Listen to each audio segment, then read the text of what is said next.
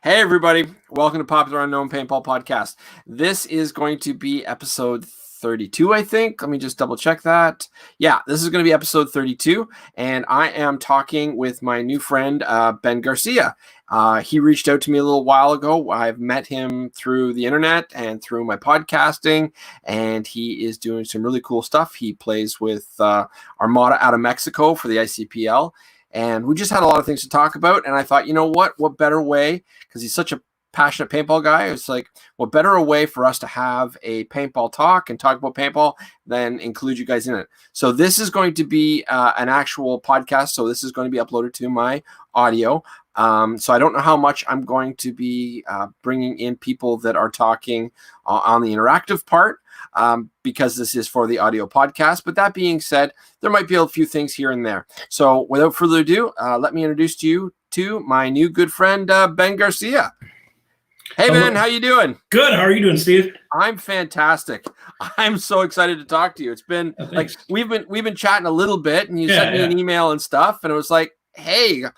So I had to get you on the podcast, and thank you. I figured we'd just talk paintball. I think we already figured out that you and I can sit and just start talking, and then wait, we got to go live. Yeah, it's just easier if we let's go live, and then we'll have our paintball talk, and we can include everybody else in with us. Yeah. So I know a little bit about you, but most of the people watching probably know next to nothing about you because you're sort of like me. You're like the popular unknown of Chicago, or one of many. I seem to have a lot of guests from Chicago. I gotta start spreading out more. I gotta start going out to the east. Chicago is the mecca of paintball. What people don't really realize is, like, as much as it sucks to play paintball here in the winter, and we have a shortened season, you're gonna get like 4 or 5 months of good weather. I'm sure you know about that being from Canada, but like, oh man. But you know what? All of the best players, even in the NXL division today, almost all of them are from Chicago. I could go down the list. You had a couple of them on the other day. But I mean, Nick Sloviak, I grew up watching him. He was coming up when I was first starting to get into paintball, and you got Yaya and Ronnie Dizon, those guys on Heat. You've got all of the infamous, almost all of them are from the Midwest. I mean, from around where I'm from, Badlands Paintball Field, the greatest paintball field in the world. Sorry. But, and it's so funny. Yeah, there's a lot of people from the Midwest, and it's crazy.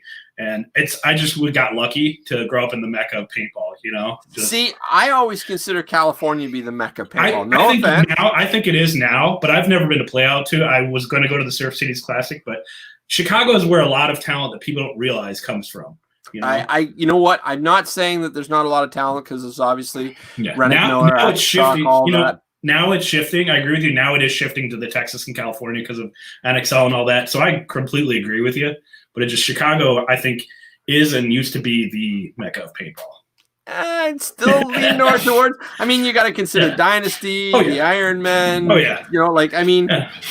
Not taken away from Chicago. Oh yeah. No, I'm not going to get defensive. I was there for the first time last year. Hung out with Destiny Midwest, as you know, or most people that follow the podcast know. I absolutely have nothing but absolute respect for people from Chicago, and it's just awesome. I mean, home of Immortal Air, which is Air America, home of the Aftershock, home of Airgun Designs. Like, there's a lot that Chicago has. But it's paintball in the Midwest is kind of hurting, but it was the center of paintball, for a long time, or of paintball talent. And there's still a lot of individual talent that comes out of Chicago. Not me, though. I'm not. I'm just more of a mediocre player who's played long enough to kind of stick around, Fair enough. So, speaking of stick around, when did you start playing paintball? Let's see. I've been playing competitively for like 15 years or so. Yeah, but when did you actually start? It's been about 20 years. I was pretty young. 9, 10 years old. My dad was a police officer, and his department would do like a once or twice a year. Either the SWAT team would go out and have fun and play paintball, or they would have a group and their families get together and play paintball. So my dad took me out of school and let my older brother and I go. And I was like, man, this is awesome. But we were playing at Challenge Park, CPX in Joliet and south of Chicago. And it's really expensive. So my dad's like, look, this is fun and all, but we can't do this all the time. But of course, I wanted to keep playing. And as I got closer into like high school, I started to play more. I bought my own guns. I was always working. And, why not? And I just started playing more, I'd say like 07, 08. I was coming up when X-Ball was kind of huge still. I'm going to close my window.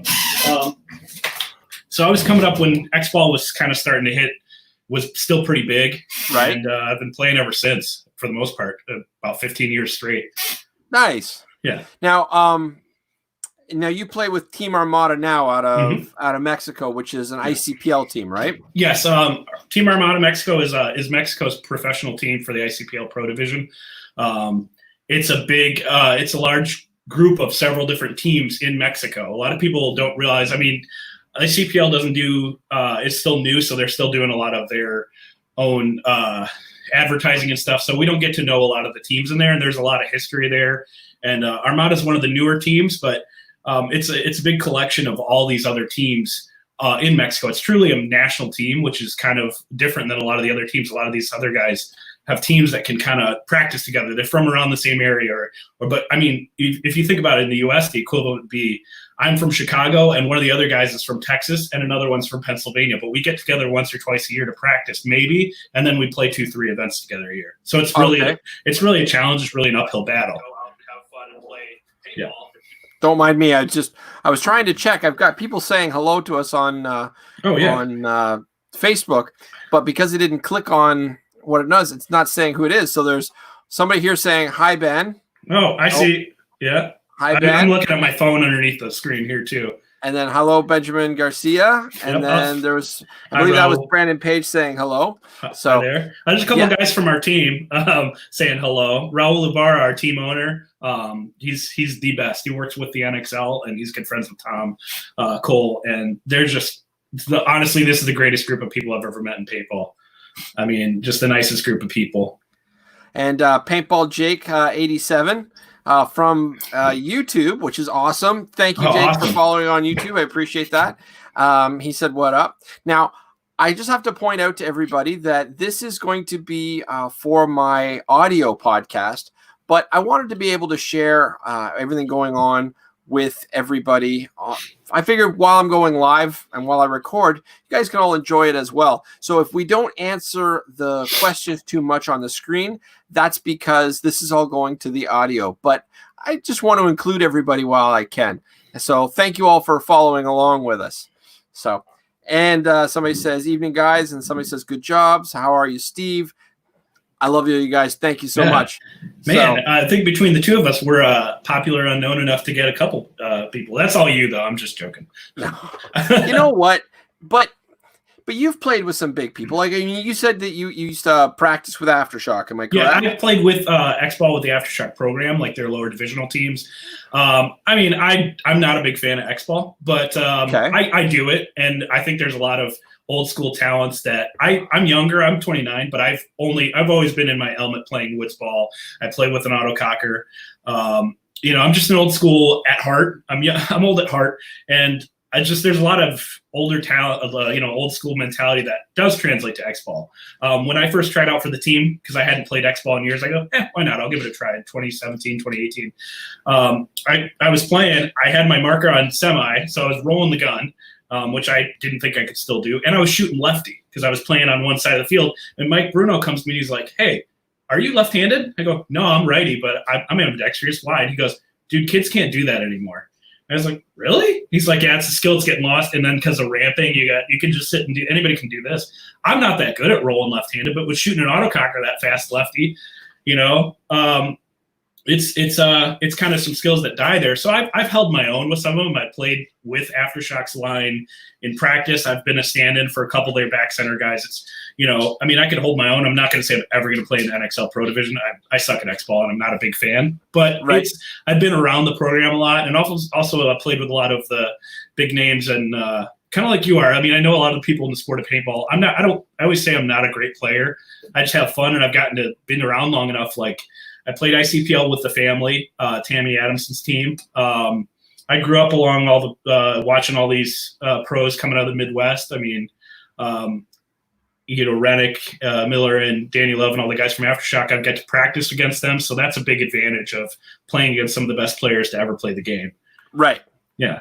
So I've gotten to play with a lot of these guys and get to know them and stuff like that. And I'm nowhere near their talent level, but some of that rubs off, and I learned a lot of things. So absolutely. Yeah. Well, you play at a high enough level enough. Yeah. While you may not be the best, Yeah. you step out of that pond and you go into a smaller pond. Yeah. You just eat fish. You know what I mean? Yeah, I mean, like I've played some X-Ball tournaments and just to go, because I don't like X-Ball, but I played some and I just go to mess around. Or like, there's a team that you're obviously better than. So it's like, hey, let's see your big ass getting the snake. Sorry, I apologize for the language, but let's see your big self getting the snake. I'm darn near 300 pounds, but it's like, hey, let's see Ben run for the snake or make the snake feeder. And just to that, to do it for fun, or hey, see if you can make D2 off the break just for the heck of it. Hey, Kevin Donaldson, what's up, buddy? One of my favorite people in paintball. Yeah, he's awesome. Yeah. I'm going to get him on the podcast. You need to. He is, man, the Master Blasters are the best of history of paintball, man. I met them when I started really delving into learning about classic paintball. And those guys are a wealth of knowledge. They're the most honest people, and they're continuing the game. They're new school guys. They're younger guys. Are getting, coached by all the older guys, and man, that is perfect for the game of paintball. They still also play NXL and stuff like that, but Master Blasters are the greatest group of people. I've only met Jerry Braun a handful of times, but Kevin is just the nicest guy. Oh, absolutely. Despite being from New York, he's actually pretty nice, He's gonna hate me. I'm gonna see a comment pop up soon. So if any of you guys are following now and you're listening, just so you know, we'll start it now. We've started a drinking game. Every time he says, I don't like playing X-Ball, you have to take a drink.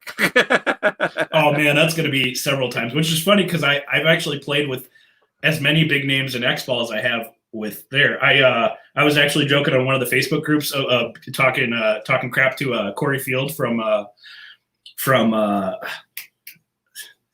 East or West Coast. I'm sorry.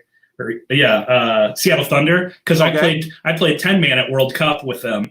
Us, Aftershock, and me, and one of the other guys from our line, our lower divisional line, Aftershock and Seattle Thunder played together for 10-man, and I gave him crap because he wasn't there. Like I got to play with Harrison Fry, and we were all playing together. We had a blast. One of the guys just bought out the beer stand, and it's Sunday, and we were just getting wrecked in the pits and playing 10-man at NXL, which is, I like 10-man airball. But here we go. I don't like X-Ball. So, I love paintball for paintball. I will go play X-Ball if somebody wants me to play X-Ball. I love it. Right. So, I honestly, I'm at the point now where I'm too fat, too old, and too slow to really be able to play competitive paintball at this stage. Yeah. I hope to start playing a lot more, or at least I was hoping to play a lot more this season. I was hoping to do a lot more exercising, things like that. Yeah. And this whole craziness just sort of threw that plan out the window. Yeah. You're preaching the choir, man. But but honestly, if you get me a chance to play, and I don't care if it's, I don't care if I'm actually offered, hey, do you want to come play MagFed? Like, give me a gun, because I don't own MagFed, nor will I ever. Right. You know what? I've said it before on a previous podcast, and it's not that I'm bashing MagFed. Yeah. It's not that I don't like MagFed. Get out, play, have a good time. Paintball is paintball. Right. But because I started playing in '89, and we were trying to make our paintball guns more reliable and try to strip off anything that didn't work and remove hard spots from our bodies, and like we were trying to evolve. MagFed just makes me feel like I'm going backwards, and all I see is all these hard spots, and I don't get it. Like, I mean, people say, well, it'll slow you down. I'll go play pump if I'm going to do that. I'll just get a pump gun, and I'll I can't get into MagFed, the idea of it. Now, that being said, I would love to try it. I'm the same way with pump. I'm the same way with pump. Like, and I'm an autococker guy, but I play pump once or twice a year. I bought a nice pump gun that sits on my wall and collects dust. But I played a couple times a year just because the pump community is really, really fun. There's a lot of my Canadian friends come down to a spring pump event down in Central Illinois by Bloomington, Sudden Impact, and we have a blast. It's just a good time, good crew, and it's a lot of fun, But I'm the same way. It's like, it's not my bag, but I like to do it every once in a while just because paintball's paintball, man. It's right. Absolutely. Yeah. So yeah. So you like shooting an autococker? That's your Yeah, I fell into the autococker being from the Midwest and being from the legendary Badlands. I mean, it's the place for autocockers. I mean, I am a Shock Tech fanboy. I fully admit it. I will shoot other autocockers, but I'm a Shock Tech fanboy. I've only shot, for the most part, Shock Tech. I've owned other cockers, and I like some of them. I like some of them. I mean, I don't like all of them. I'll be the first to admit, but I love what some of them are doing. I love what Simon and Inception is doing, but it just wasn't my style. And I love Simon, nicest guy in the world. But there were some things I didn't like about it, and I brought it up to him, and he's very receptive to. Okay, is this your style? Okay, well, I made it for this kind of a style over this. So there's great people, and I fell into autococker. I started playing in 08, 09, so I was shooting a DM, DM8, DM7. The proto guns. I shot Eclipse guns, and I still have some of those, but I just love playing with an autococker. And actually this year, I think I'm going to go back to exclusively shooting an autococker. I haven't made up my mind yet, but because I've switched around, I've tried to shoot a couple mechanical guns and stuff like that. But I'm an autococker guy. I'm a Shock Tech autococker guy. I used to own like 10, and then I sold those because I played too much, and it was good to fund traveling around the world to play paintball. So yeah, no, sorry, I had a question there for you. Yeah. How are you liking the new gunfighter frame? I assume you have one? I had one. I am actually an old school slider guy. The gunfighter frame is awesome. It's just so smooth. You can't short stroke. But I don't want to say I shoot faster on a traditional slide frame just because I'm so used to it. There are some people, man, it's so awesome. And other people are like, you know what? I do like my old slider. And I'm one of those people that I play my old slider. And I'm thinking about getting another gunfighter and putting on another gun, but I sold mine. And I don't know. I'm up in the air about it, but I do like my traditional Shock Tech slider. Smoothest sliders in the game, honestly. But the gunfighter is amazing. I have a 97 autococker Blackie. I don't know if you've seen it or not. I don't have it handy, unfortunately. I'd show it up. But it had a custom trigger plate, trigger sear, everything all made from scratch by Boston Paintball. And that was back in the 90s, and it cost me $400 US to have this just plate and sear all custom made from scratch. And then it was all slid into a benchmark frame, and I absolutely love that trigger. But benchmark frames are awesome. It's never coming off that old 97 head cocker, right? Yeah. And then I have another center feed Jeff Orr custom Bubbles. That's the one that's black with all the bubbly spots on it, like an orange, red, gold. I don't even know how to describe it. It's just nicknamed Bubble Wrap, and so I call the gun Bubbles, and that's it. But it's got the old War Game Products rocking trigger, which I like. But I gotta be honest, I have my heart set on giving one of those Shock Tech gunfighter frames a try. Oh, they are very crisp, very snappy, and you can't short stroke those things. So they're actually really good. What Inception did was, with their triggers, they're really good at getting into a shorter, snappier feel for people who are new to autocockers, who don't know the wiggle in them and know the timing of their own guns. It's meant for people who've never shot autocockers. And I don't want to say that that's what the Shock Tech is, because my biggest complaint about the Inception frames was that they were snappy and you couldn't roll on them. And my teammates are blowing up the chat. I love it. So they all speak perfect English and understand perfect English. So I think our refs need to understand that, because I'm going to get on a tangent later about the ICPL reffing. And, and there might not be some nice things said there. I'm kidding. I'll keep it PC. I hope so. I will. Don't worry.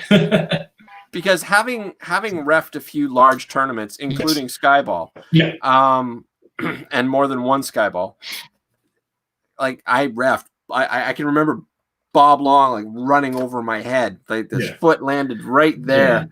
I could count the threads on his shoelaces. Anyway, reffing can be hard. And you know what? I had a lot of friends that were reffing. I've had to ref local tournaments and stuff as a part of like sponsorship deals for teams at Badlands and stuff. It's a tough thing. I'm always very nice and cordial to the refs. You're, of course, in the heat of the moment, go, "Oh, what the F was that? Well, that's a BS call," all that stuff. And I'm guilty of it as the next guy, but I'm pretty cool, calm, and collected. But what we're seeing in the ICPL is there's just a little bit of rough bias against the team. I don't know that the Canadian teams see it, but I just think that there's some really rough bias against Armada. Because there's a language barrier there. It's not that they don't understand English. It's the same thing with my Spanish. There's just a little bit of gap in between what your brain processes the words, and you got to think in your own language and then go, okay. And then there's a couple second or millisecond gap there.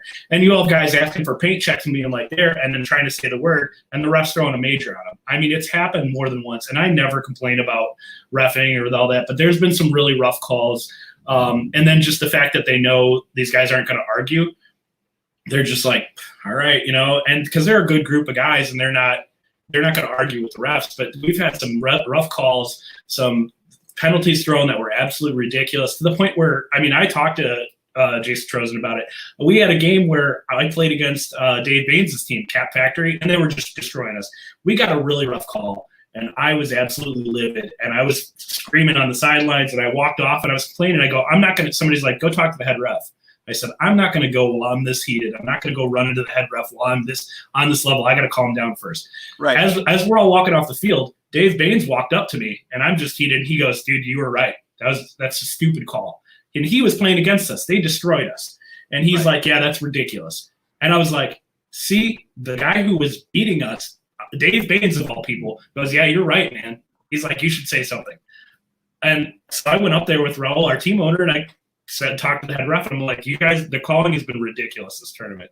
And my biggest thing about the ICPL is they've had really pretty good reffing. But some of it, man, certain fields, I don't know if they're not run right or what, but it's like we see like, one field is solid reffing. Another field, pretty decent, not too many major problems. And then you got a third field or another field that's just, I don't know if it's their C squad or refs out there, but man, it was rough on some of these. You know what, though? First and foremost, you've got two things you got to do. Yeah. First, shoot the other team first. Second, don't get hit. Yeah. That's what you got to do to fix reffing. But that being said, and I've heard this argument before, and I don't like to talk about. I don't like bashing refs. I don't either. But right. But I've heard this, and what I'm wondering is if the art of refereeing in the woods is a lost art. I think it is. It really is. And they're learning, and you're just being exposed to the learning curve. I think there's some old school refs that you can tell they know their way around, because those are the refs you're not going to go away with making that hit disappear. Right. I mean, it's a part of the game, and like what other people want to say about this and that, it is what it is, and that's all I'll say on that. But I think there are some refs they know the tricks too. But there's also a lot of NXL-style refs that are coming into the woods and they don't know this game. They're not seeing the spray. They're calling people on spray or, not those hits that aren't quite, And I just think that we've had some rough – and I think that it's not just overall. I think our team has kind of faced a lot of – they had a game overturned after the game was over because it was ridiculous. And it's something we talked to Jason Trozen about. It's just like, hey, man – like, they think that these guys speak a different language, so they're not going to argue. Well, that's not how you make an international paintball league, Right.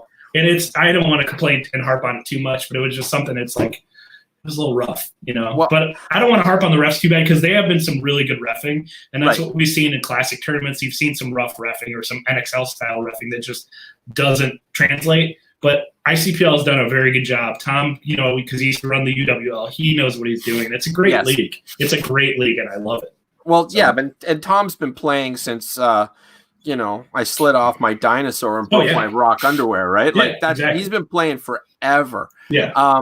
But I really think that, and I'm just gonna say this to defend the refs because they can't defend themselves right now. So I want to be that. I really think that when you take a whole lot of old schoolers that know how to play in the woods, and you take a lot of refs that only know how to ref airball, or rec, because reffing in the woods is an entirely different animal.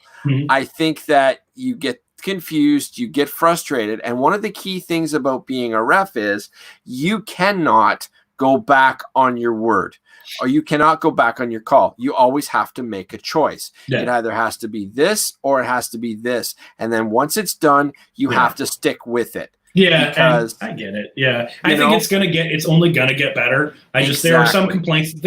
My issue is there are things that are happening to our team that are not happening to other teams. And I've played on other teams. I've played on just as good of level teams, and it's like, so it is what it is, and it's something that we're just gonna move on, and we're getting better every time. But I just think that on top of everybody seeming to think that we're the ICPL Pro Division's punching bag, that we're fighting an uphill battle already. And there's a lot of, I don't want there to be any more that we can't control, in the way of that, I'm gonna quote Kevin Donaldson, because he was nice enough to leave a note here, and I think we're gonna get away from talking about refs. And Kevin, who is, for those of you listening, is the team captain of the Master Blasters and arguably one of the greatest paintballers to ever grace the game. And I'm not saying that to blow sunshine up his derriere. It's just fact. And he's not that good, but he's a nice guy. Yeah. I'm kidding. Anyway, I love Kevin. Knows I love him, and he's the best, man. He's one of the nicest people. Anyway, he says that refs need to let us play. NXL refs don't belong in classic events. Reffing airball is completely different, and that's what I completely agree with. Yeah, I agree with it. It's hard to get part of the game that's gone away for so long, and then get new refs that haven't even played it to try and ref it. It's tough, and it's an uphill battle for the refs too. And they're doing as good a job as they can, and I think it's only going to get better. The best thing about the ICPL division has been that the refs they've been getting a lot better, I think. Right. And they're only going to keep getting better, because while this is old school paintball, this is new for most people. So now one of the things that, speaking of Kevin Dawson, that he mentioned earlier, is that he said that he would love to try using an auto mag in a tournament. And that's actually something that I wanted to talk to you about as well, because like I got that $40 TAC 1 mag, and I got trying. I don't know if you've checked that video out that I put. No, I haven't seen it. I'm not a mag guy, so see, and I never being an autococker guy, it's like one or the other. Some of the mag people I know are the nicest people. It's another part of the game, but it's like once it comes to autococker versus auto mag, it's like, oh, come on, man, it's Bloods versus Crips there, Well, it used to be. Yeah. But the thing is, nowadays, with Classic coming back, it's kind of like, hey, we're all in this together. And not only that, nobody actually makes autocockers anymore. There are like free flow and things like that. They have there are custom guns, but it's Wargame Products doesn't exist anymore. Yeah, it's owned by GI Sports, and they make the Resurrection Cocker, which nothing against GI Sports. I've test fired a couple Resurrections, and I can't. It's like a beginner. It's a good gateway drug to regular autocockers. If you get some kid who's like, oh, that looks really cool, and they get a Resurrection, then it gets them to shooting a Shock Tech USA, the best autocockers ever made. Then, sorry, little plug there. But if it gets them to shooting Free Flow or an Evo or or whatever, and that's good. I'm all for it if it gets some kid, because I play at Fields. I used to play big games and stuff. And hearing the clack of an autococker back, 5-8 years ago when you didn't have that as much, people are like, "What is that? That's really cool." And I still own 4 autocockers. Yeah, and I only own 1 auto mag. So I'm totally on your side. Oh yeah. But that being said, I got to try out, or I got to test fire that one that I picked up at a pawn shop for $40, and it was so nice to shoot. Hey, speaking of, I just saw somebody pop in the chat. It was perfect timing. Speaking of auto mags, there's James, or Howdy, as we know him from the Blasters. Right. So you want to talk about auto mags? That's the guy to have on your show, and he will give you the best 3-hour conversation of your life. He may, but I had Jake Superman, the Automag Whisperer, the guy behind Bearded Works, and there's nobody that knows Automags better than him, and that includes like Tom K and stuff. Hey, Tom K invented it, and Tim Glavin right now is the man behind selling Automags now. He's the man, He's got a field right by me. So, like an hour and a half Fox. It's a nice place, Oh, I was practicing there before Chicago NXL last year. But even they'll tell. Well, I haven't talked to Tom K personally, but even Tim will tell you that there's nobody better than Kevin. Now, I would put Tim and Kevin on par. I wouldn't say one's better than the other, but Jake's not Jake. Superman's a genius. Anyway, regardless, but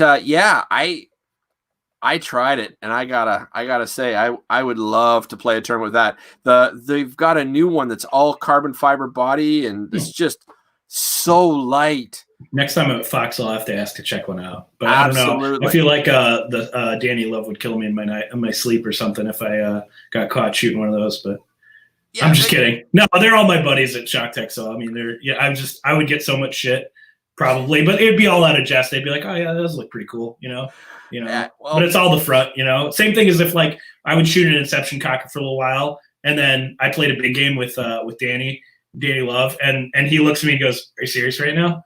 And I just go, "Oh yeah, I forgot." Like I was sitting next to him shooting an Inception cocker, and he's like, "Just kidding. It was one of their B Bumblebee knock off the Hornet." And he goes, "No, I'm just kidding. Actually, Simon and I talked about that body. It's really cool." And I was like, "Oh yeah," because it was Simon's homage to the bee. So he was just joking. He's like, "Actually, no, that's really cool. I love that thing." And I was like, "Yeah, I said the trigger sucks, but other than that, it's a beautiful gun." I told Simon that in joking. Simon's a great guy. He laughed and was like, "Oh, you would say that." I was wearing my Shock Tech hat, I'm pretty sure too. And I think he knew who I was at the time. So, Well, I know that I've had a few chats with Simon trying to get him onto the podcast. And at some point in the future, he will be on. But I can't say enough nice things about Simon. I've met him a few times now, and I've talked to him in private, and I have nothing but the utmost respect for that man, and I love talking to him. He's such a super guy. Yeah. So, okay, so Team Armada. Yes, I wanted to get back to that because our team is in the chat. And, how did a guy from the Windy City get sucked onto a Mexican team? You know what? I'm actually half Mexican. So there's that. I speak mediocre Spanish, which is really shameful because both of my parents speak fluent Spanish, but we just didn't speak it much in my house growing up. So I kind of picked up here and there. I understand it. Like someone who's fluent can speak to me and I'm probably going to get it. But my speaking it, I just didn't get the practice. So there's that. But you know what? It's just I had a friend who played with the team for an event or back when the UWL days, and they were looking for people when they were going to the ICPL Pro Division, and it just I was like, "Hey, you should ask him if I can play. I speak Spanish, And then I kind of got on the team because I was like, "Oh man, this is my spot in the ICPL Pro Division," and it was a selfish reason. But then now playing with the team, this is like the greatest group of people I've ever played paintball with. And language barriers aside and all that stuff, these are the nicest people I've ever played paintball with. That we have so much fun. It's a big family, but a lot of people don't understand a lot about Armada. It's truly Mexico's national team. There are one or two or three people from all these different woodsball teams throughout Mexico. And so it's like a national team. It was an invite from Raul Ibarra, who owns one of the largest fields in Mexico City, Dragon Gacha. Shout out. I can't wait to go play there. And they started this, and then Tom gave him the invite to the ICPL Pro Division because it's an international classic league. We have a team from Canada, is it RCC Dogs, I think, and we have Mexico's team. And eventually there's probably going to be teams from Panama or Brazil or something that might win their way into the Pro Division. Hopefully not taking our spot because I will crush them. I'll win a 1-on-9 for our team. I don't care. Not that I'll win it, but, I'll try. Right. So, but it's a big team from Mexico, and it's been the best time of my life playing, not just because I'm back in my element playing classic paintball, but just I've been to Mexico a couple times now to play. They throw an amazing event, and it's just different than it is in the U.S. Mexico's it's more of a luxury sport over there. Okay. Whereas in America, it's a little more affordable. So, people who don't have as much money can afford to play.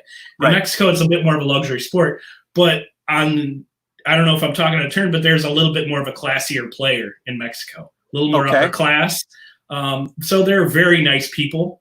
They come from very good backgrounds, all working or business owners, and for the most part, very good and nice people. So paintball in Mexico is just, it's a beautiful thing. They throw an amazing event. There's a lot of show to it. There's a lot of quality to it. I played UWL in Cancun, or I'm sorry, the ICPL Cancun. We're trying to bring it back. And man, it's amazing. Because not only are you in Cancun, but you go to this beautiful field. It's like playing in a rocky jungle, but man, was it fun. And these guys, going back to the team, they fight so hard for where they are. I think they were like, hey, this is awesome. And they come up and there's the pro division. And in America, we're playing against the greatest players to ever play paintball in the woods. We're playing against Aftershock.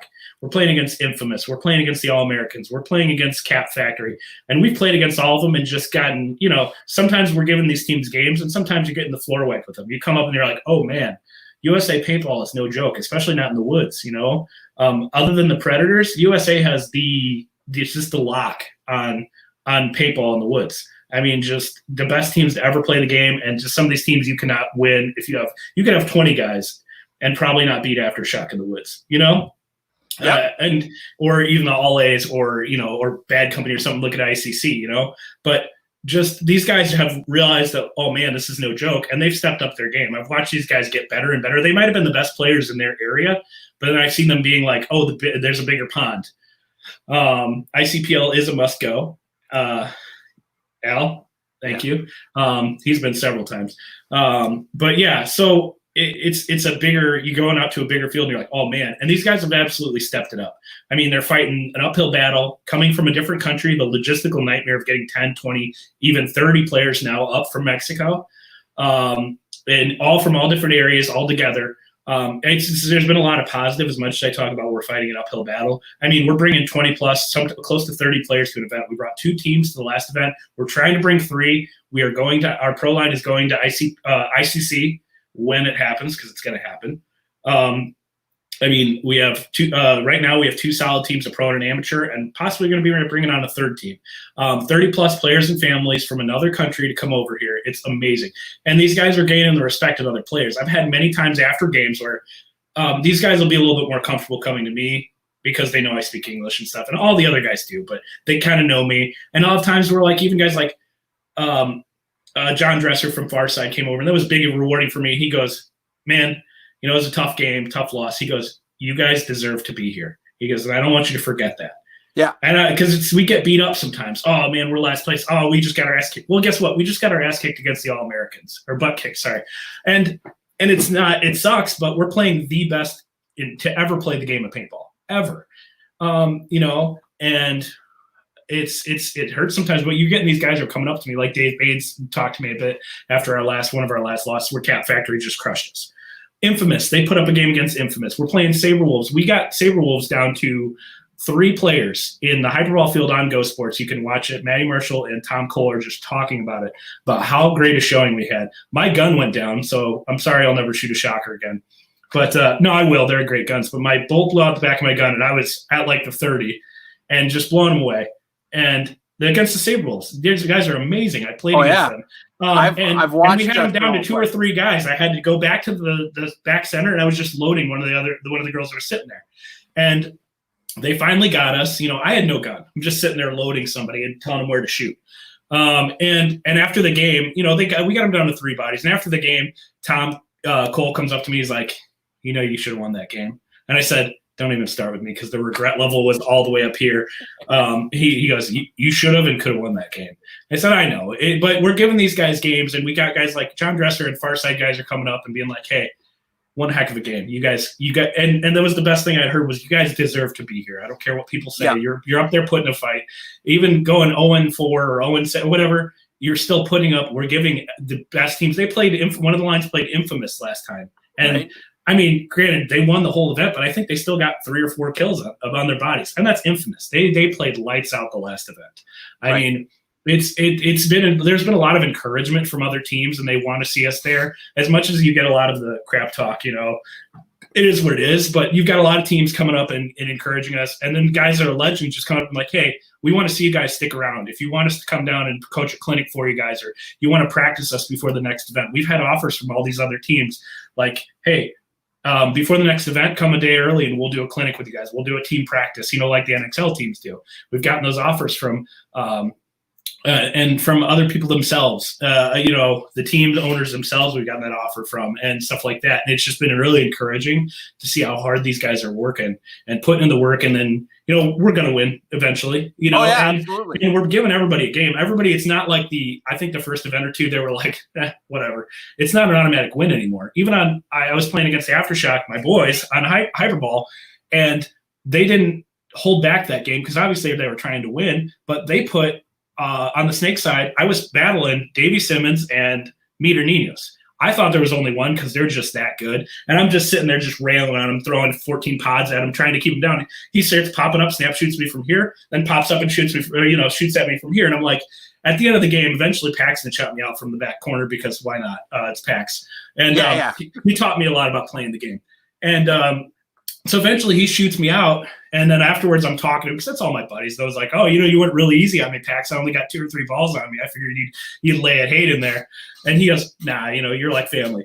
But I was like talking to Davey Simmons because we've played together before. And I go, dude, you were all over that place in that sink. You're on one side and the other. He's like, how'd you keep diving back and forth? He goes, no, dude, that was me and Meter. I'm like, you serious? He goes, yeah, they were pissed off because it took so long to get you out. I was like, oh, well, I was mostly just trying to do what I could. But Aftershock didn't hold back against us because we're not an automatic win anymore, and we're giving everybody good games. And it's encouraging to see how much better everybody's getting and playing together. We don't get to play together that often, but when we get together, it's like a big family reunion, Well, if you ever want a plucky Canadian to step on and as an alternate, I can't play worth a crap. Me neither, but I'm still here, so it's okay. But bragging rights alone, just to say, we had that famous guy. Yeah. Hey, we already tried a Canadian. It didn't work out very well. Shout out to my buddy Adam, Rich PB. But yeah, no, I'm just kidding. And we tried. We were barely hanging on with one American. Now we got to invite Canadians into the mix. That's scary. I'm kidding. No, it's been great, and this team is just absolutely the most fun I've ever had. And I get to play for a pro team, so it's like selfishly that's awesome. I get to drink beer at my local field and pretend like I'm a pro player. But I don't drink while playing, of course, except for at events. Of course not. All you new guys, walk-ons never, only at events. So yeah. But it's just it's fun, and there's the selfish reason behind it, but also like I found a paintball family. And it's just I've been looking for a spot to play for years and find where I belong. And I've jumped from team to team. I played with Fight Club. I've played with the family. I've played with all these teams. And, and it was nice to land a hole to play, like find a spot and a family to settle down into and just be, I'm going to play here for the rest of however long this team is here, Something I've never had. Yeah, and I'm the same way. I'm like a paintball gypsy, man. I'm like the traveler for the Midwest. I get calls, be like, "Hey, can you play for this? Hey, can you play for this event?" Or I'll just go play and drink beer and play with a local team, or just go practice with these guys. But it's like it's nice to be somebody's first thought instead of like this guy's pretty good and he's a free agent. We're signing Julio Franco, even though he's 45, but he can still play. It's a baseball thing. But it's nice to have a home and be like, I'm wanted and needed somewhere, Yeah, absolutely. Yeah. I don't know what that feels like, but yeah, I agree with you. Hey, dude, it took me, 14 years, so don't feel bad, Well, so does Armada have a good, solid sponsorship? Yeah, we are very well supported in the industry. I think first and foremost, the infamous crew, Travis and Camille Lemanski, have been huge to us. I don't know officially what sponsorships are and all that, but they take care of us, and they've always looked out for us, the business end. Travel in different countries, certain things you can't get in Mexico that you can get in the U.S. So it's hard. Oh, you've got your logistics down there, and then you come up here and it's completely different to the U.S. So, right. Travis and Camille and the infamous crew have been great to us, and they've always offered help and not just wearing their stuff, but linking us up with ProShare if we need paint, or linking us up with these people, or, oh, hey, you need this deal. Oh, you guys need pants. Here's some stuff from Carbon or from Infamous. So Travis and Camille Lemanski have been amazing for us. The infamous crew have all been great.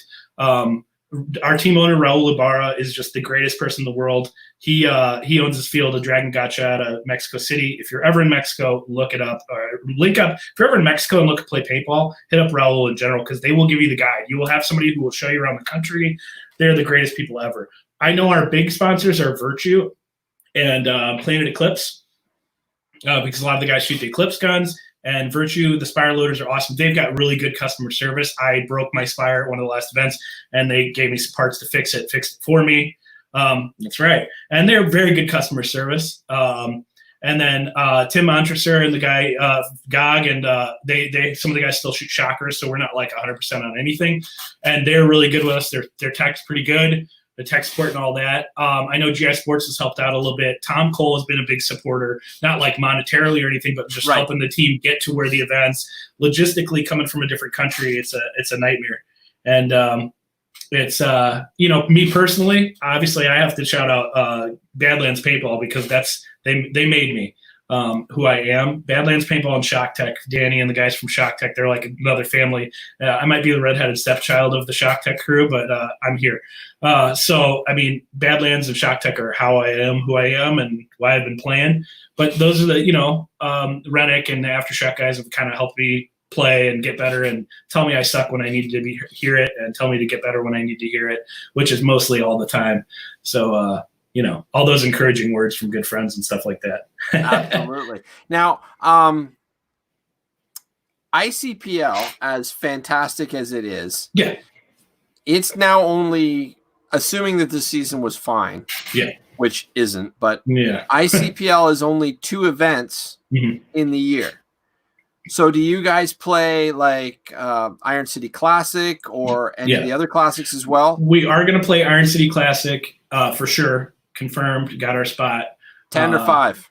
10, man. We got in. And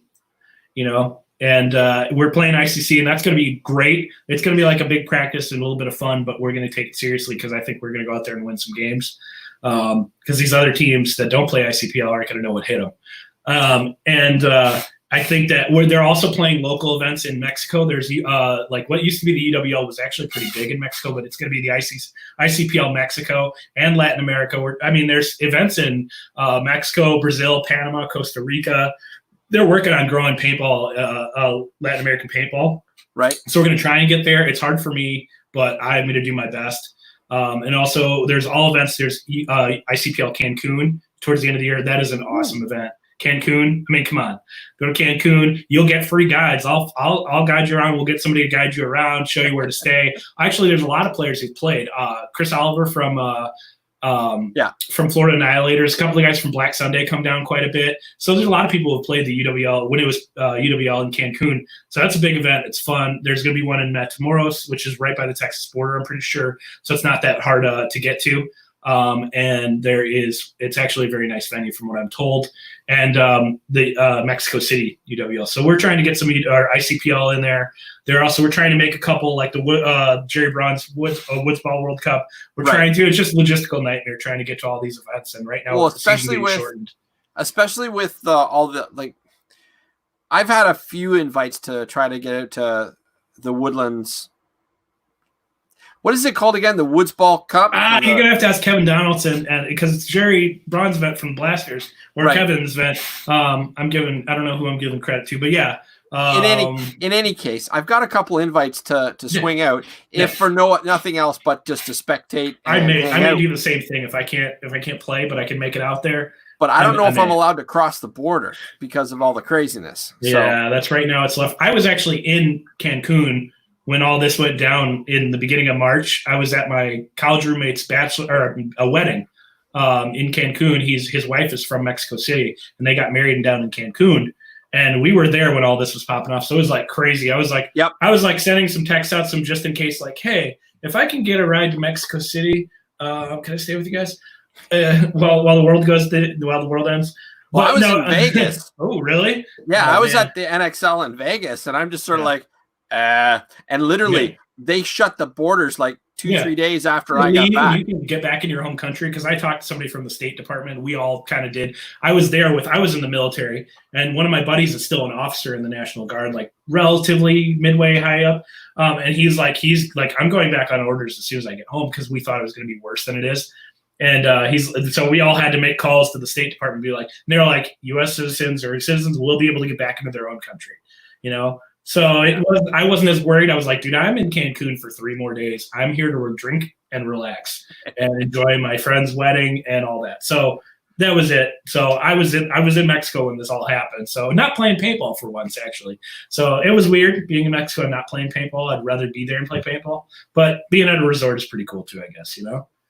Well, I know that if there was a border closing, I'd just be calling my friends at the Ali Remembered Foundation. Goes, guys, I'll be there in Denver. Just you know what? That's the thing about paintball is like you've got family all over. I had my Canadian buddy who's playing on our team. He after spring pump event was just like, well, I have a week in between, but then I got to go down to Dallas. There's no sense in me going back up to Toronto and then another 4-day bus ride or whatever down to Dallas. So it's like, dude, just stay at my house. I'll cut the drive in half, you know. And you got a big family there, you know? Yeah. Well, I know that having done this podcast, I have made a lot more friends, like you, for example. Yeah. But I have standing invitations in England, Texas, New York, California, Denver, Chicago, anywhere I want to go for the most part. But those are ones where they're like, Steve, you have to come out. Yeah.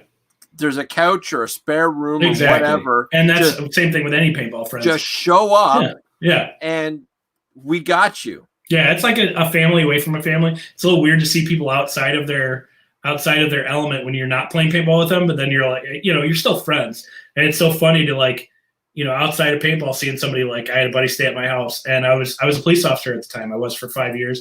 Right. And he's like, dude, it's so weird to see you out joking and smoking and joking at the field, not smoking, but you know what I mean? Joking around at the field, drinking beers.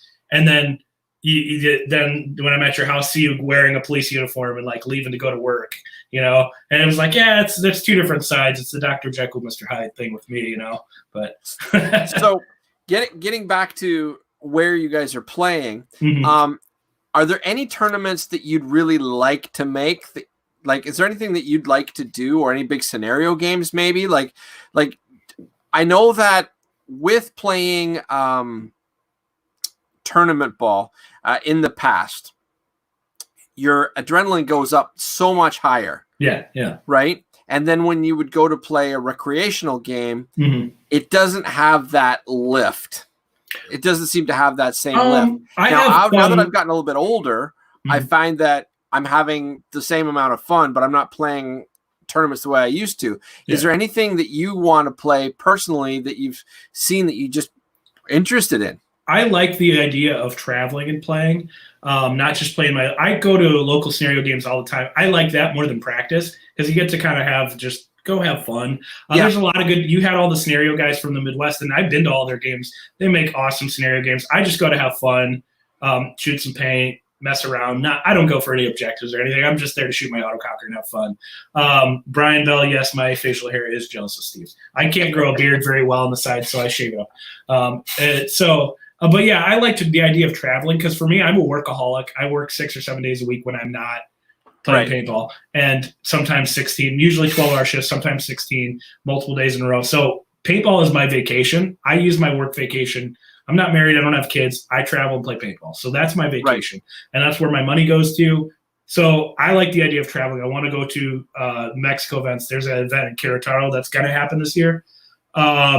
I want to go to Woodsboro World Cup, the U.S. events, but now that I've had the gateway drug of going to another country to play, I'd like to go to the Europe events. But I'm, again, sorry, drinking game, not a big fan of X-Ball. So, but traveling and going, making a vacation out of playing paintball is just so much fun.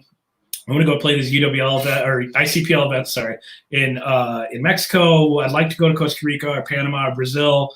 That'd be awesome. I want to go to the Woods Bar World Cup, but for now we're focused on our next events, probably ICC, and just making the team better. And that's really just where I want to get together with the group.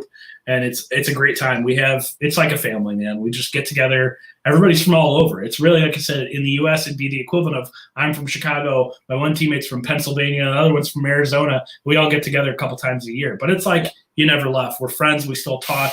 We shoot text to each other. They got to deal with my crappy Spanish spelling because my phone's in English, and I also don't know half the words. So I do like a really good Spanglish, or like when I'm speaking, I'll do like speak a little bit in Spanish and then forget the word, so I have to say it in English. So they have to deal with my crappy Spanish and my horrible spelling in Spanish words and all that, or like, hey, the quick drip to the Google Translate so I can not sound like an idiot when I'm trying to get the point across in the team chat. So but yeah, I mean, it's like a big family. And I'm so excited to travel to all these events and be able to have the opportunity to because of this team.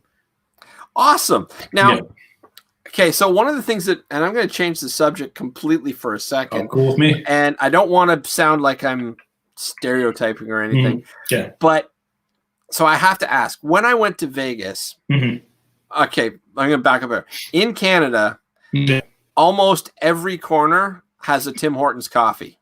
Okay. Coffee donut shop. They're like everywhere, and everybody makes fun of us by how many coffee shops we have. Okay. Yeah. When I was in Vegas, there was 5 times more taco places than there were coffee shops. Yeah. Now, if I go traveling down, is there anywhere that you would recommend getting a good taco or something? You got to ask the locals, and the local taco places are probably the best. We had food catered into the field in Cancun, because we kind of helped work it and played a little bit. But man, the local joints, it's like this little hole in the wall, might be a trailer, might be a little taco truck on the side of the road. Do not be afraid. You're either going to walk away with get sick, or you're not, and it's going to be the greatest experience of your life. Because my policy on foreign food is I'll try it and I don't care. I grew up in America, so I'm very American. But man, good taco, especially down in Mexico, you're going to find wherever. It's either going to be fantastic or botulism. Either way, you're going to heaven. Either way. Is that what you're saying? Oh, yeah. Either way, it's going to be great. I don't know that botulism is that big a deal. I made it to Mexico. It was a joke. It's fine. No, I know. I'm just messing around. But, you're going to find good tacos. You'll just ask the locals. And that's the best thing about having the team. You go to any of these events, they'll be able to – there's somebody around there, or they can find somebody around there that's trustworthy. They can tell you, hey, don't use these taxis, use these people. We've got people. I made a contact in Cancun. So every time I go to Cancun, I have a half-price taxi. I can't reveal my sources. That's super secret. But some of those taxis gouge Northerners, Americans, Canadians. They'll price gouge you. And it's like you can pay half of it. So you get a people. I know people in Cancun now. I've got a contact. So if I can ask a question, hey, where's this place at? Is it trustworthy? I can text this person. And they got me. It's so nice because that's the good thing about the team. You go down to any of these events, there's somebody from around there that they can steer you in the right direction. Oh, man, this place is good. Or, oh, you want steak? You want a good steakhouse? Or you want to go to a Brazilian steakhouse in there? Okay, yeah, Hey, it's like going to Vegas and having somebody from Vegas, Yeah, no. Well, I know when I went to Vegas, I crashed with this really fantastic gentleman. He was best friends with Andy of the I'll Remembered Foundation. And so we crashed at his place for a portion of it. Yeah. And he took me to this little hole in the wall in Boulder City, which is like 30 minutes away from Vegas, to get biscuits and gravy. Nice. For those of you that don't know, and I know I talk about this a lot, you cannot get biscuits and gravy in Canada, to my knowledge. I have yet to find a place that has that nice white country gravy. Doesn't exist up here. So when I get down into the States, it's give me biscuits and gravy. And then even then you got to go to the South because I'm from Chicago, born and raised. So you want me to talk about the Cubs or the Bulls or hot dogs, Chicago hot dogs or Italian beef? I got you. But I will willingly admit that going down south and getting their breakfast or their you got to do it, man. You got to get the regional foods, and man, the people in the South know how to make it. It could even be a Waffle House down south. Apparently, that's huge. I don't know. Well, when I was in Florida, we went to a Bob Evans. Okay. And I got biscuits and gravy. And it was good. It's pretty good for a chain place, probably, yeah. Exactly. But when I was in Vegas, we went to this, and I can't remember the name of the place. It was this little hole in the wall. And the plate was actually called the Hangover. That sounds awesome. Okay, and basically what it was is it was 2 biscuits, and then they covered that with sausage, like breakfast patties, and then they put eggs on top of it in this giant bowl, and then they just covered the whole thing in country gravy, and then they sprinkled cheese on it. Look, I'm fat, so you're telling me all these things I want to hear. I want to go to paintball events, and I want to drink beer, and I want to eat whatever good food is around. Well, you need to go to more. You need to go to more X-Ball events because that's what it's all about. Wait, is this where you get me to drink, and so everybody drinks as I say I don't like X-Ball? Yes. There we go, guys. I'm actually drinking coffee. I got to work a side job later tonight, so I'm drinking coffee and a cocktail of emergency and stuff and vitamins. So I'm pretty boring tonight. Me at paintball events is different than me in real life because I'm always working.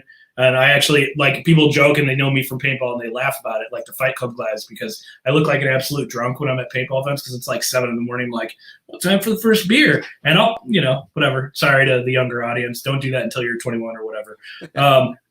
But they joke about it. And I'm like, oh, I don't really drink outside of paintball events. So, oh, yeah, sure. Because I played with Fight Club for a year. And you want to talk about a rowdy bunch of alcoholics.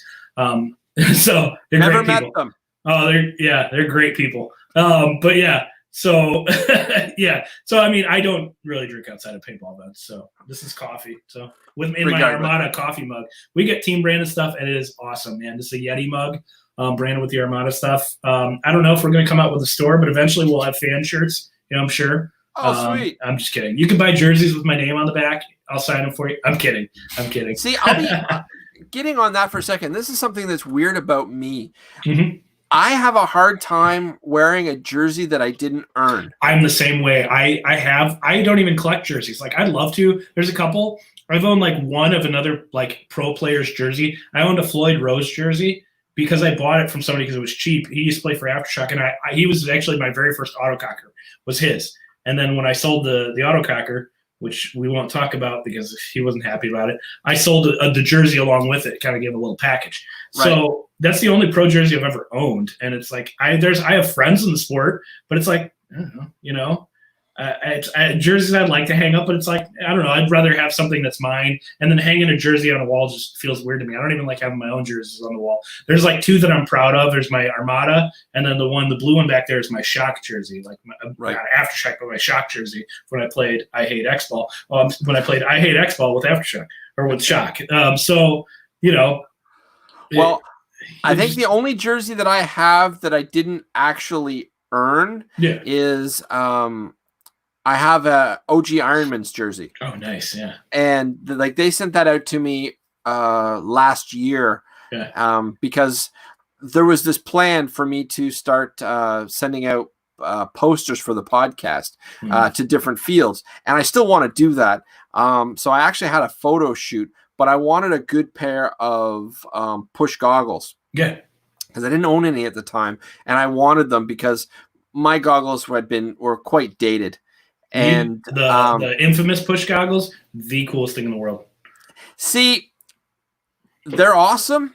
Don't get me wrong, but Dirk of the OG Ironman team captain, Dirk Gadbury, he sent me the original prototypes of the Tiger Stripe. Oh, okay.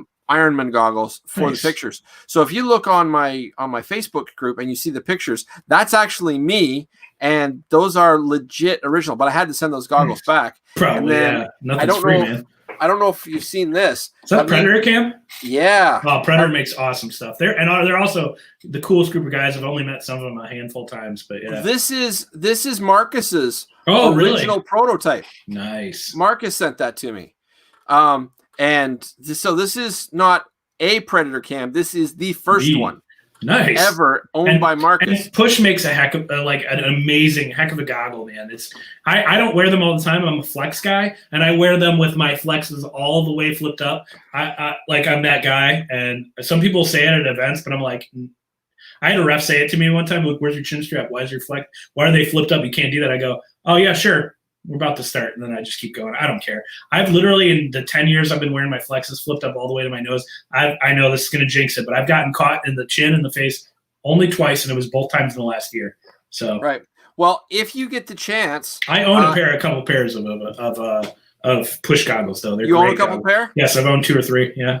Okay, well, reach out to them because you can get the strap. Oh yeah, I've been thinking about it, but I also am not a strap guy. I don't dive, so I'm a big dude. So I play back center unless I got to fill somewhere. Look, there ain't going to be a lot of running and diving. You might get a double knee slide out of me or a couple hip slides or whatever, but I don't dive enough to the point where my mask is going to fall off. So, but I know I do wear my push mask a lot, and they're awesome. And then the magnetic clip on the thing is the nicest because I'm that guy that forgets and leaves it hanging, and then we'll get up to the start box when I played I Hate X-Ball.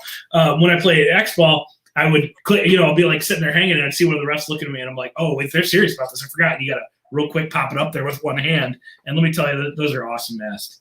Well, I've played with some of the. I've played with JT and I own a few and they're in boxes. Yeah. I find that they're heavier, and I don't like how they. I don't like how they push on my. I just think they're the most comfortable pair I've ever worn, and they're so quick on and off and stuff. And I flip them up, and so I'm a back center player, so I'm screaming and yelling in 2 different languages, and then screaming and yelling at refs. So I got to get my point across. I'm not screaming and yelling at refs, so I'm kidding. But I'm yelling in 2 different languages, so I got to get my point out there in one language or another. So I agree with you, Sean Help and JT or Push, best masks ever. I think those are my top 2, and top 2 I've ever worn. So. I like to have I got to have my voice heard. I'm pretty loud on the field as it is, but if you don't hear my voice, it means I'm probably out, because I ain't sneaking anywhere. They know where the hell I am, and I know a lot of these pro teams are gunning for me. So I know at the beginning they're going to go. I know they're going. They're gunning for me because I think I probably shoot the most paint on our entire team. I go out there and shoot like 12 pods if I can, 14. I mean, I'll go carrying them all. So yeah. I mean, I got to be heard, So those masks do it. And the pushes are just super comfortable for as rigid and as small as they are. They're some of the most comfortable masks I've ever worn. I absolutely love them. Like, I loved the old Scott goggles, and I was lamenting that I couldn't get them anymore. Yeah. And then I tried on a pair of these, and it was just like, It's a really good throwback to how comfortable they are because, I know Brian Benini worked with them, and they kind of look like the Dye I4s, but the Dye I4s were not that comfortable. When I first started playing, I was on a Dye sponsored team. They're not that comfortable goggles. I wore them for like a couple of years, and I was just like, oh, there's better things out there. I'm going to go back to my JT Flexes, and the pushes are like they look cool and they're comfortable. It's like a best of both worlds, Well, yeah, I don't know if you can see how crooked my nose is. I mean, it's so crooked, I can smell my right ear. But having that adjustable nose piece is just, that's I've never had to. I mean, I got a big schnoz as it is, so so I don't have a problem with it, but probably other than my goggles sitting a little high, but right. No, they're really nice in the adjustable. I mean, I think they're the best goggles out there, and I mean, Flexes are the best over in the long run, but Push are the best masks out there right now, I think. And I have no shame of staying loyal to a sponsor or this and that. I use the equipment I use because it's the best for what I need. I've been on a team sponsored by X, and I've worn Y because and I'd be like, whoa, I go, dude, we're playing D3 X ball. I hate X ball. We're playing D3 X ball. I don't think X sponsor is going to sit and watch our games and go, that guy's not wearing a blah, blah, blah mask. I don't care because I go, are you paying for me to play paintball? No. I got your gear in a sponsorship package I paid for. If you're handing it to me and you want me to try it, I'll give you my feedback. And if you're giving me the equipment, yes, I will wear it. But I'm not a pro player. I'm not going to use your loader because it's garbage. And I'll tell you it's garbage. I don't care. I mean, I'm not brand loyal to a fault. I mean, I will say, man, they got a pretty good one. If, this is that, I'll give you my feedback. But I'm not going to sit there and be like, oh, I have to wear head to toe this. Okay, cool. I'm not that kind of guy. I will tell you, though, with utmost honesty, what I like and what I don't like about these products. I'm fairly independent. So I'm like, hey, what do you think about these? I've worn the pair I had were really nice, but I've also heard some people complain about X pair of pants, So, hey. So what's your barrel system of choice? I switch around a lot. It's got to be a freak bore, obviously. Shooting an autococker gets testy. But I have an Inception Stella. It's like the carbon fiber tip and the Stella back. and it's a freak bore. It's really cool. But I've also shot stock die barrels, the die boomsticks. I've shot the carbon fiber ones. What is that? I don't know. I've heard the carbon barrels are really good, and also the infamous Silencio tip ones, FLs, and then also the Eclipse FLs. Like I said, I'm not brand loyal. I've tried them all, and I also, at this point, they're all so good. I just go by what looks coolest on whatever marker I'm shooting. I'm like, hey, man, they all work just as well. I'm just going to shoot what looks cool with my gun or switch it up. I'm not like super like, it's got to be this, it's got to be that, But there's so many good barrels out there. It's not like the old days where it's like, if you didn't have a die boomstick or a die whatever, you got it, There's been so much. They're all so good right now. It's really hard to be like, well, this was so great, I loved boas. I miss being able to buy boas. I would love to see what he'd be making if he was still in the game. Mm-hmm. But what's the product you miss the most then? That's not around anymore. Boa. Okay. Yeah, I don't know. I asked you that question. I don't think I even have an answer. And you know what? And this is going to sound odd. Pre-Brass Eagle or pre-buyout JT loaders. I don't know that I've ever used one. Like I said, I'm relatively new school as far as gear goes because I started playing in like 08, seriously at least back in like 08. So right. Yeah. Well, the early revolutions, like when we started getting agitated loaders. Oh yeah. The original view loaders. Okay. They were damn near bulletproof. Okay. Yeah. You could not break them. Now they didn't feed as fast as a lot of the agitated loaders out now. Yeah. And I'm absolutely loving my Spire 3. Like I just love that thing to death. Yeah. But those old original view loaders. Yeah.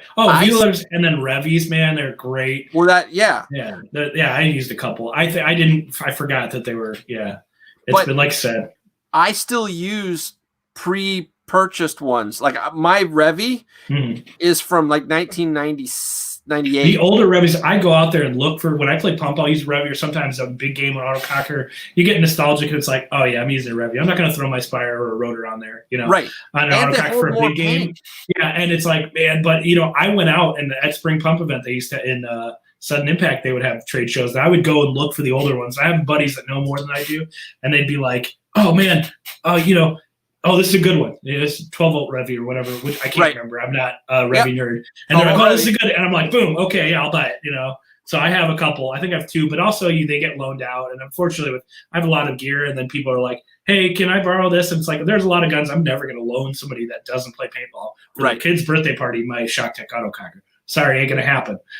But, you loan out your Revy with a Titman 98 that you got and all that stuff. Yeah. And then some of that gear finds its way back to you and some doesn't. So it's like, I've lost a couple things over the years, but it is what it is. Yep. But it's worth it if one of those 10-year-old kids ends up loving paintball and being like I was, or like you were, you have that birthday party or that trip out to whatever X paintball field, and then that kid ends up loving it, and then 20 years later they're playing in the pro division, or 10 years later, or 5 years later. Yeah. How many times does that happen? You never know who's going to be the next Ollie Lang or the next Ryan Greenspan, Yeah, no, absolutely. Yeah. The other thing, and I know this is going to sound weird, and most people aren't going to agree with me, but I don't like how people are pushing to get away from the, like, okay, so prime example, this air feed, how everybody now is doing the hoseless. Yeah. I like having that hose. I like being able to disconnect it, pull something off, swap it, put it back on. I like that modular. I like autocockers are like a Lego. You're building them. I think that's what a lot of people still like about, even older Electros, man. When I started with DMs, you'd have to adjust the dwell and get in your gun and figure out, you'd see somebody who's shooting the same gun as you and it shot like so different. You're like, why is your shot softer? Why is your why is your timing better? And it's like in the earlier Electros, like you're looking at DM 8.7s and stuff like that. Even then, you just dwell and solenoid and all that. And you're like, people could play with them. I was never that good with them. And it's good for people like me that you get now the Eclipse guns, you pick it up out of the box, you turn it on. Okay, the settings are good. And it's going to shoot ropes. That's, I think, a good market for paintball because you don't want those people who play 2 or 3 times a year, go to their rec ball, and all of a sudden their gun doesn't work. Right. I see positives to both ends, And also with macro lines, I battle with those. When I'm building my autocockers or twiddling with them, I seem like I can never cut a macro line straight to save my life. With a razor, with dog nail clippers, I am horrible. It takes me 2-3 times. I buy them in like 10-foot bundles just because I know I'm going to mess up, something that's this long. I'm going to mess it up. It is what it is. But yeah, I like it too. But also in the newer guns, when you're switching back and forth, you're trying to shoot righty lefty, which apparently kids don't do anymore. It angers me when I even see in the NXL Pro Division, you guys shooting righty out of bunker and then goes like this, and you're like, dude, shoot left-handed. You're a pro. Come on, Well, see, you're ramping. I used to be able to shoot left-handed. Yeah, I'm not great at it. I honestly found that rocking from right to left, I found that I was faster. Yeah. Like I just instead of like trying to change hands. Yeah. I don't know. Everybody has their own things they're good about. Like I'm a back center player. I need to shoot from both sides of the bunker and just as fast. Like rolling an autococker, I can do it with my right hand 1,000,000 times faster than I can with my lefty, But sometimes you got to shoot lefty because you got to be tucked in.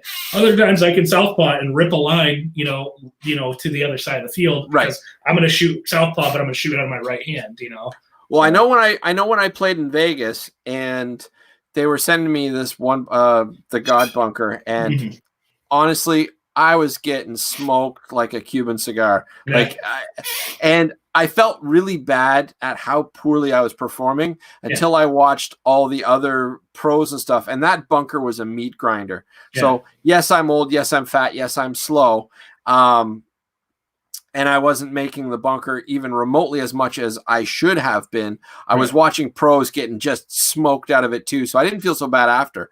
Yeah. But I do know that when I was playing, I was actually, because I was using an Eclipse E-Tech, I was swapping hands and coming out the other side. So I was swapping. Yeah.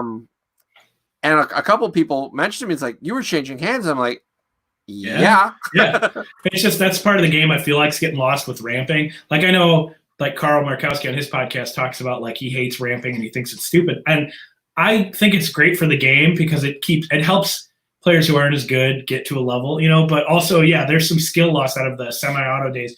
I probably couldn't hold a lane lefty like I should, but I could probably do it better than I'd give it 70% of the people playing today with an electric gun semi-auto. Give me the right trigger. Okay, yeah, I'll do it. But I feel like there's some skills getting lost, but also there's some skills in the game that go away. I mean, is tree walking a thing anymore? Stuff like that. Is walking a field the same as it was 10 years ago in the MPPL days or this and that? There's some skills that go by the wayside because that's just how the game evolves. And I don't want to be that old like boomer who's like, back in my day it was like this. I play in the Classic League. I love mechanical, but the game evolves and then it devolves and it goes to where it's supposed to be. Okay, so I have to interrupt for a second. Yeah. You mentioned tree walking. Yeah. And I know exactly what that is. Yeah. I've mentioned that to a few people. And they're like, huh? And they look at me like, tree walking? Yeah. What is tree walking? I don't know exactly like how some people say it, but like knowing where people can see you and can't. I have even on rec ball and big games where I'll just walk out in the middle of the open and do that dog leg. It's like, oh, here, and then just walking. I've seen people look at me like I'm crazy because I'll be playing rec games and I know where they're at. And then one thing I pride myself on is like view of the field. I try and know where everybody is, where they're shooting, what the lanes are. I mean, I learned from the school of Mike Paxson and Gary Noblet. Okay, I gotta pause you for a second. We gotta stay on tree walking for just a second. So because people listening don't know what it is. So what tree walking is like a solar eclipse. The moon is much smaller than the sun, but the moon will make the sun disappear. When you're tree walking, if you know where the other player is, you can use a very small tree to make you disappear. Yep. And that's what tree walking is. And so even for those of you that don't know what tree walking is, that's it. And even playing far off a bunker, I feel like is a lost art. They're on this side of the field. I can go this far off and this far to the left, and I can still play it like a regular bunker, but I've got X amount more room to work. Kevin Donaldson saying tree walking is a lost art. I don't know because I'm younger and I picked it up. I think it's a art that's going a little bit away. Sorry, it just popped up. I'm watching on my phone. But I think it's an art that is going away because a lot of art in the woods is lost. But a lot of it's coming back. You get young players like me who learn the game and then they love the classic game better. Yes, but you know, you learned from old schoolers. I did. I grew up around all the Aftershock guys, and even more recently, just watching Gary Noblet play back. He's like who I aspire to be.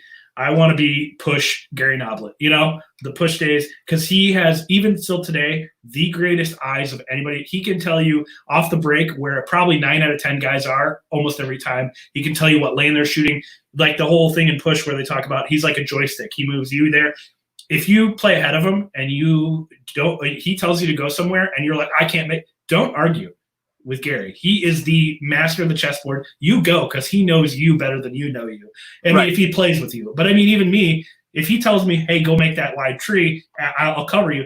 I'm going to try it because I have more trust in him than I do my big self running, you know. But those guys know the game so much better, you know. And the eyes of the field, I think that's what I pride myself on. I'm not a pro caliber player playing skill wise, but I think there's a lot of in the mind game of knowing how to play. You know, knowing how to play where people are, the eyes of the field. It's just, you know, it's a skill that a lot of center players don't have. Tree walking is usually multiple trees between you and your opponent for cover. Yeah, exactly. I'm just gonna ref for a second. When this pop-up comes up, that's me actually popping it up. Yeah, I see it on my phone, and then right. Oh, I see it. There's a scroll happening as well. But I'm doing this for the people that are following along on YouTube and on Facebook. Yeah. But I have to state what's happening because this is going to be going on the audio podcast, and they won't be able to see what we're doing. Right. They're going to get a little confused. So that was just Kevin Donaldson in our live chat saying that tree walking is using multiple trees between you and your opponent for cover. And absolutely, you're 100% right, Kevin. Yes, and Kevin is he's a guy who knows more about the game than most people will know. And he's also probably forgotten more than you and I know put together. And those are the guys I learned from. Even when I was a young rec player, I just remember being in awe, like sitting around and listening to those guys play. Kevin is one of the earlier people of the old school paintball generation that I met, that I just sat down and I was like, I can learn so much from this guy. And I think that's how I got better. I'm not playing skill wise, I'm not better than most of these people you'll find playing D3 X ball. That's about where I can hang. I could probably hang in D2, but that requires practice and I don't practice. So I'm D5. I am too. I think I'm D4 or D5, but that's only because I played a D2 tournament with Shock. So, you know, it is what it is. But my APPA is all over the place. But, you know, I've learned from the people like that. And that's just the knowledge of the game gets you to the point where you're like, you know certain things. And I think that's about the only way. I'm no better than anybody else playing paintball. Why am I in the ICPL Pro Division? I think the only reason I deserve to be there is just because I've taken the knowledge I've learned, and I've learned to put it to use. Like I can play I know where my strengths and where my weaknesses are. I'm not running snake, but I can lane off the break. I can watch where these guys are running. I can maybe get you a G1, maybe a G2. I can sit back. I can cover my guys from going up the front. I'm not going to be that front player, but I can tell you where these guys are. I can communicate to both sides of the field. I can play a defense. I think my strength is I can play a defensive game. I will be the last guy in our bunker, and that's not while still contributing to the game. I'll be the last guy in that bunker, and I will make them work for that kill over Armada. I will take, like I told you, I'll take Aftershock down to those guys, and I'll make them work for it. They're going to get me in the end. They might, unless it's some other team, but I'll make them work for it. And I can play a defensive game. I think that's my strength. And I don't like to brag about myself because I'm not that great a paintball player, but I've been around long enough. You're doing a good job of bragging about yourself. Thanks. Just saying. Yeah. No, but I think I just know what my strengths are and what my weaknesses are. I'm not going to run snake and pretend like I'm fast or I can play the snake on a hyperball field. I know I'm not late in game, sure, if I absolutely need to, but nah, that's my biggest problem is I was never an anchor. Like I was the front player. I always played 5-man, and I was always very aggressive mid player, so to speak. Yeah. And now because of age and stage, I have to play back, and I'm not sure how to do it. So I have to completely relearn how to do the job. See, that's hard. That'd be like me losing 150 pounds all of a sudden, becoming a fast runner overnight, and then having to learn how to play up front. And I think it's just it's hard to learn a part of the game. So I have so much sympathy for guys who used to be the front players and then they got to learn how to do like what I do or cover or this or be the 2 or be the 3. But you got guys like Ryan Greenspan who had to learn that. Ryan is like one of the smartest and best paintball players overall because he went from being the attacker and now he's like 64 years old still playing. Right. He's playing a 2 or a 3 for those of you who like X-ball, and that's adapting and changing your game. I've played the same style of game for a long time. That's where I can kind of hang where I am. I'm playing in my wheelhouse, Right. And I can learn. My hardest thing is I try and fill late games. I've been working on personally my late game fills. Okay, I'm going to hit snake corner. I can play snake corner, but later, I got to fill that snake or fill that 40 on the snake side. Ooh, all right. Okay, let's see where this goes. Because it's like, I'm not in my wheelhouse, and suddenly I go from I'm fairly confident about myself to I get real timid, So other than yourself, because obviously you love yourself a lot. I love me. Yeah. No, other than yourself, who is the person that amazes you the most on Armada? Like when you're watching the game, like I'm not saying who's your star player, but if you had to plug one player on Armada, who would you just say that blows you away when he does what, or he or she? I'm not sure if there's any female players, but who is it that blows you away with some of the things they do on the field on a regular basis? You know what? I love to see age over experience, and I can't plug one person in general, but the young guys are talented and they're fast, and they can hang with the best of them, like physical athletic wise. But there's certain things that age and wisdom teach you. And there have been games where we were talking about like placing another guy in back center with me and he plays one side so I can worry about one. Say we got a team that's got a really strong snake side and they're like, just stay on snake. And then there's a guy who next to me is a little older and they can sit and just play that cross with me. And I don't have to worry about looking over and watching his back or crossing over with him. And their names are? All the older guys on the team, I don't want to say old, but older guys on the team, I think they've been the team captains. And they have been the guys leading teams, and they're playing my role just as well, if not better than I am. Okay, so what I'm trying to do, just so we're clear, is I'm trying to get you to name specific players, to give them a little bit of plug, give them a little bit of hype, and so that they can brag to their fans like, So I think I got to give it to. That's what I'm trying to do here. As far as like leadership ability, I think I got to give it to Raul. I mean, he's actually very athletic. But I think I got to give it to Raul Ibarra. He could probably play my spot as well as I could because he's as smart, if not smarter than me, as far as paintball wisdom, and he could play, but he's more athletic. He can play farther up, and he usually ends up being that because he's a little smaller and more athletic. So I think Raul has to give it to me because, like I said, age over or experience and all that. But I think that it's just I'd have to give it to Raul also because he's the leader of the team and everybody looks to him and respects him. Right. Yeah.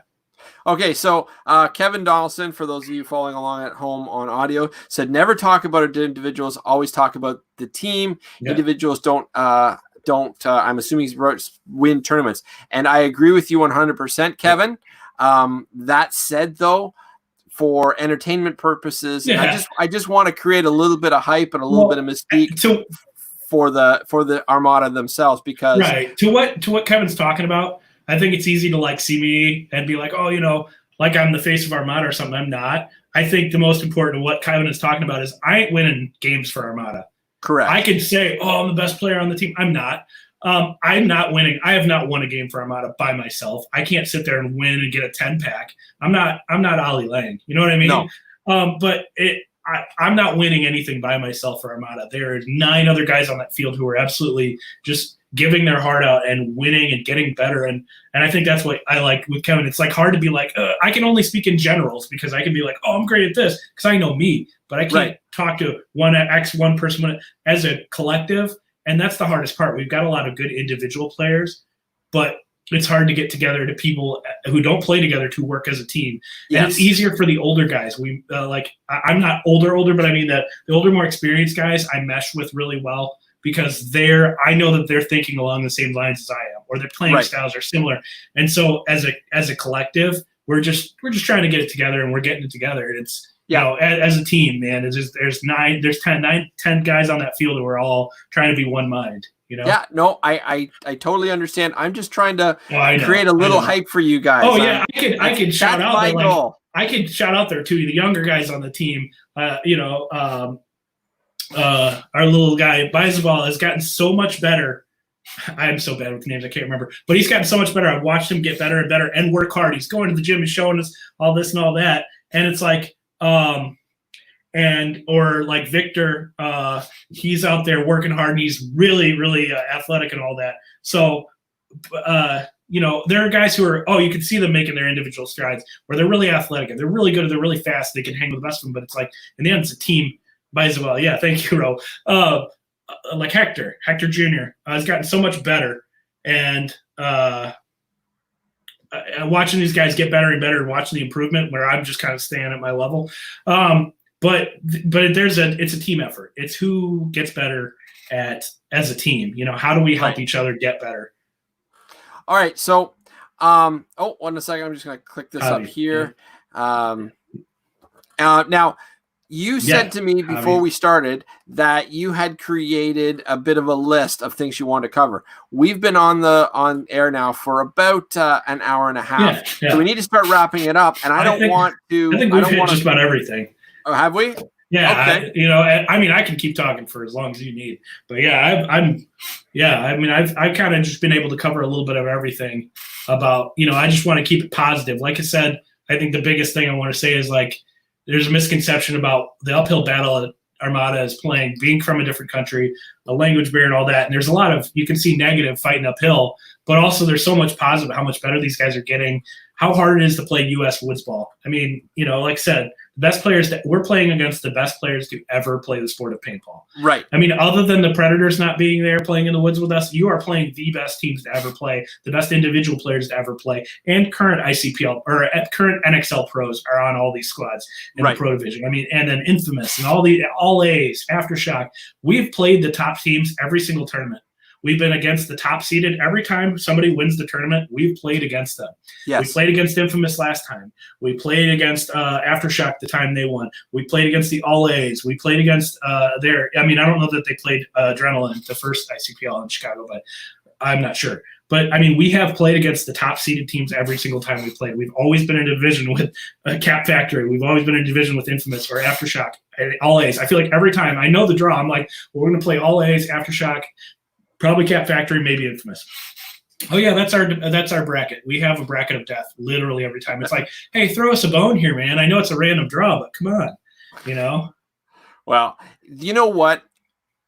Even though they may be the hardest teams, that's the best thing for you because you show up, you put a grin on your face, you take your lumps, you get back up, and you go at it again. You're going to automatically earn the respects of your opponents. They're going to teach you, and you are going to excel faster than somebody that's on an easy division that has an ego. Do you know what I mean? Because the best of the best are going to lift you up to their level. Yeah. And so I think you're lucky. I think we are. I think it's so lucky to be able to play against, like I said, the best players to ever play the sport of paintball for the most part, and I don't think after it's tough when you lose to keep your head down, but these guys don't do that, and they're learning every time they get better, and they don't keep their head down. And everybody else also does a good job. We can have a really rough loss, but we'll have Matty Marshall came down to us after the last one. I kind of was like, hey, a lot of these guys look up to you. Can you give them a couple words of encouragement? He came and sat and talked to us for like 10 minutes. The younger guys were like freaking out. This is the voice of Go Sports, man. Yes. It's one of the first couple times I've met him and talked to him personally, but he sits and he gives 10 minutes of his time, and he's always getting pulled away at events. Matt, he's always talking to me, but he will sit for like 10 minutes, 15 minutes, and just talk to the guys about the sport of paintball, how you got to take your lumps and get better, and how he's telling these guys how tough it is for them and how much better they're going to be because of it, and you just got to weather the storm, and he's looking for great things from our team and stuff like that,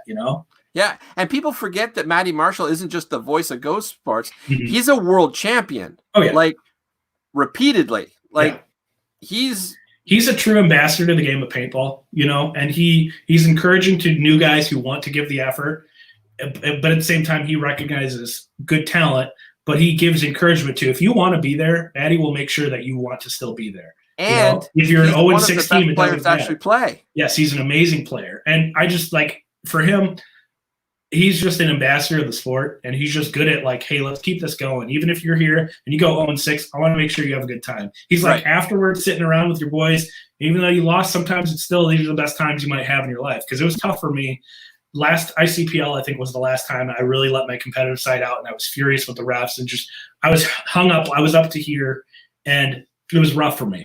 Because normally I'm like, really relax, whatever it is, what it is, you know. But this last term, I was like, we should have won some of these. This is this. It wasn't the team's fault. Or this, that, or I was taking it really hard. I should have done better. And I was having a rough one. But some of the times he's saying, like, these are the best times you're ever going to have. Is just hanging out after your games, back at the team house or wherever, the hotel room, sitting and relaxing, have a cookout, you know, hang out. It's like, man, these are the best times I'm ever going to have.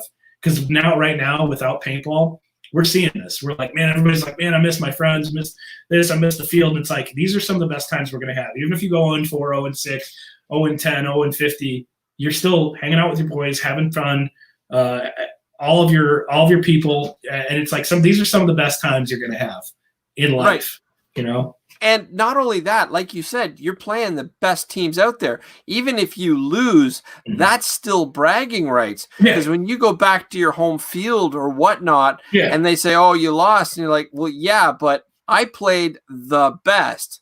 What did you do? Do you know what I mean? But that's what these guys from Mexico are having to deal with, because X-Ball is big in Mexico. It's doing a pretty good show. The Mexican X-Ball League, I want to go play an event despite hating X-Ball. These guys got to come back and say, oh, you go out there and you lost, blah, blah, blah. It's like, I tell these guys, I'm like, yeah, but have any of you guys ever, I would tell them to tell their friends, have any of you guys ever gotten shot out by the All-Americans? Because yeah, okay. Oh, have any of you ever gotten bunkered out by a current NXL pro player? Oh, I'm sorry, did Davey Simmons bunker you out, one of the best snake players in the game right now? I don't think he's ever bunkered you out, man. Because he rocked my world and it sucked for me. But hey, guess what, dude? Aftershock guys, you know, all A's. Hey, the Saberwolves guys ran me down 4-1. You know, hey, guess what? You know, you're losing against the best players in the team, and eventually it makes you even better because you're going to go back to that field and use that experience to get better. You know, it's nothing but positivity. As much as it sucks sometimes to lose, and it's every time you're like, as hard as I take it. I took it on the last tournament, took some time to just get my head around and be like, man, I'm still having a great time. Paintball, win or lose, paintball's a hell of a lot of fun. Exactly. You know? Yeah. Well, I think we need to start wrapping it up. So is there anybody that you need to give a shout out to or anybody you want to say hi to real quick? Just to the team. They're their positivity and accepting me into like the family.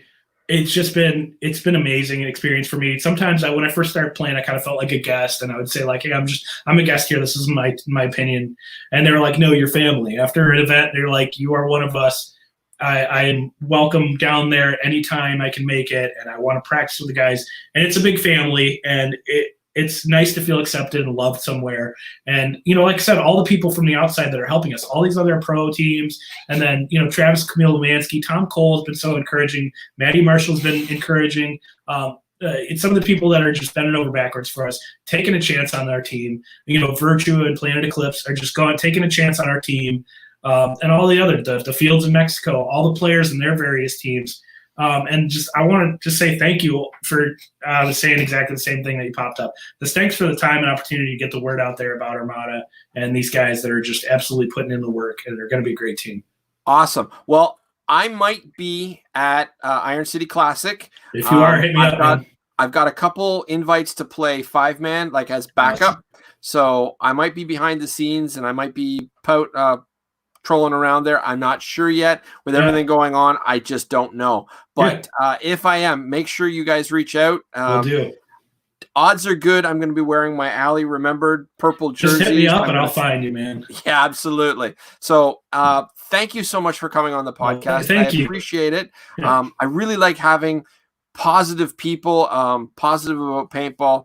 And yeah, anytime you want to be on, don't hesitate to reach out because you guys are always welcome. Thank you. I had a blast. And like I said, just getting the word out there about this team who's just working their butt off and just having a great time. And Steve, like Raul was saying, you got an invite to come down to Mexico. Come down. So that's Raul saying that. Awesome. Raul is going to, and they are the best hosts ever. Like I said, everybody who's listening, do not hesitate. I am an American born person. I was hesitant to try and go down to Mexico. I'm like, oh, worried about there. You are not going to deal with any of what you think. Right. They are the best hosts. You will be hosted up with someone. They will show you around. There, you will know all the best places to go, where to stay safe. It's like as if you were scared to come to the south side of Chicago, and I'll be like, I got you. I'll show you around.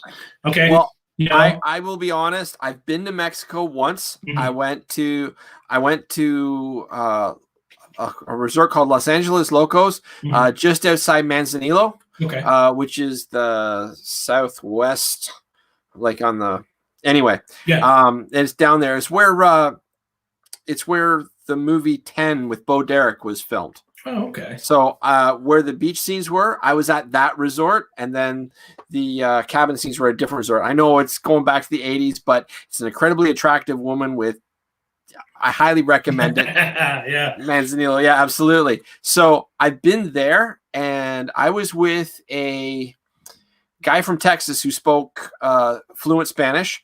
And so we jumped in a cab and we toured around some of the towns. Yeah. And it was a mind-blowing experience because some of the towns, or I should say some of the towns, the little town that I was in, a lot of the windows didn't have glass. And the stores, they actually just rolled up, like it was all dirt road. It was it was a mind-blowing experience.